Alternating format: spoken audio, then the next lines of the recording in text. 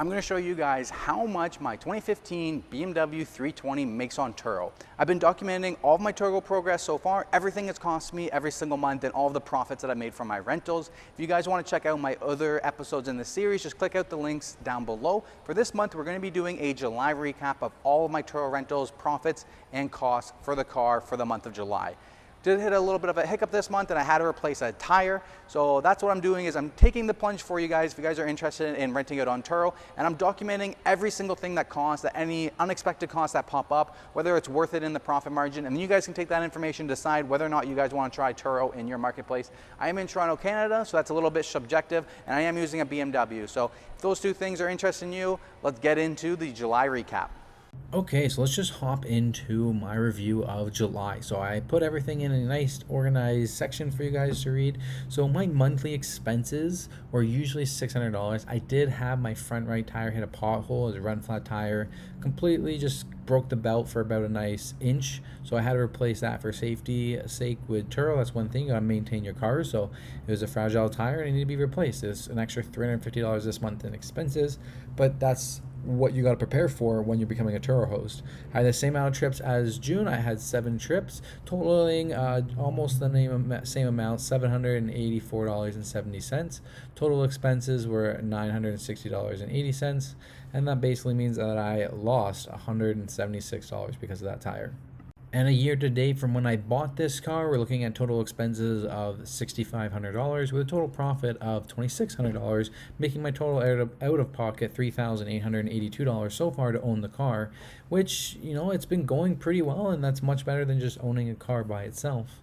I think as far as it's going fantastic. It's going better than I thought it would. I thought it would take me longer to make this much money, and the initial profits have been great. For the last 3 months, I've technically made a significant profit over every month. It's just this month I lost that tire, so it's okay. Well, August is looking to be an even better month than June and July have been. Now in the rest of the video, I'll kind of show you some more of like how I keep track of my Turo account, what my Turo account looks like. So this is my Excel spreadsheet that I use for my car. I've been tracking every single thing that has cost me and every single profit and laid it out. The screen before was just like a nice summary of this. I do have a section for my second car. So once this car becomes a net profit, I'm going to reinvest all of the extra money into a second car. Turo and you are interested in my Excel spreadsheet, just send me an email down below and I'll be happy to send you a copy of this so you guys can track all your information. On my Turo plan, this is my marketplace. It's Toronto. These are all the area places I deliver, but where all those little dots are downtown, that's basically where I park my car, and 90% of the time it gets picked up from my location. I just did 2 back-to-back airport rentals and it went fantastic. It was pretty smooth, worked out, timing was really nice, and not to bring the car home. This is the photos that I use for listing my BMW. I tried to take as nice photos as I could in a nice parking lot downtown Toronto.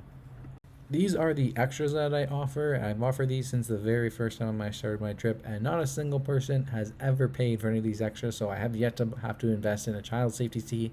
But if somebody does purchase something like that, or the bike rack, I'll go ahead and purchase it and have it ready for their trip. Now moving on, I do 300 kilometers distance per day. I like this calculation. Not a single person has ever gone over that, so it's not too worried, but it just gives me peace of mind instead of putting unlimited distance and having someone just rack up the mileage. Although it probably would even out. That's just personal preference. I like keeping it at 300 per day. This is my overall earnings graph, 785 for the month. As you can see, it's been trending upwards, and in the future we have a lot of already booked ones that are taking advantage. It's already setting up the future to be pretty good. Here's what the calendar looks like booked ahead to August and how much it's trending for. It's up to $120, $130 per day, which is fantastic. I love automated Turo pricing. It's really good. It's making me more than double than I thought I'd be listing this car for. So I'm actually stoked about how much money it's actually making. Reviews, I've been really good with my reviews. I've had 25 reviews, all 5-star reviews. I try to keep the car as clean as possible, have it clean, ready to go. Nice videos help. As you can see, all 100% response rate. I've achieved all-star host, so that's been pretty fantastic. So yeah, hope you guys enjoyed my analytics for July of my Turo investment. All right, thank you guys so much for watching. I hope you guys found this information useful. If you're interested in more Turo content, make sure you subscribe to the channel. I'm going to try coming out with some of my top 10 tips, or 5 tips, or some stuff that I've learned so far while processing this Turo, getting to all-star host, making profits. I've had nothing but 5-star reviews on my customer cars, so that's been amazing. And yeah, thank you guys so much. Subscribe to the channel, like this video as it does help me grow, and I'll see you guys next time.